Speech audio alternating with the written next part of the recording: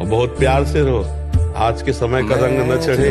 एक बार जिसको जीवन में हाथ पकड़ा उसकी सब बात सहे और प्यार के द्वारा पूरा आजीवन निर्वाह करे। हमारे भारत की संस्कृति है। ये संस्कृति नहीं तलाक दे देना या अलग हो जाना या ऐसे, ये संस्कृति नहीं। एक दूसरे की बातों को सहे। अगर वो गुस्सा है तो आप शांत हो जाइए, आप गुस्सा है तो आप शांत हो जाइए।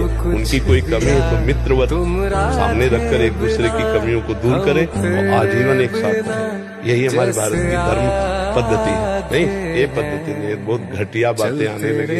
साल 2 साल ब्याह हुए फिर तलाक दे। क्या जीवन, क्या जीवन, आप विचार करके देखिए।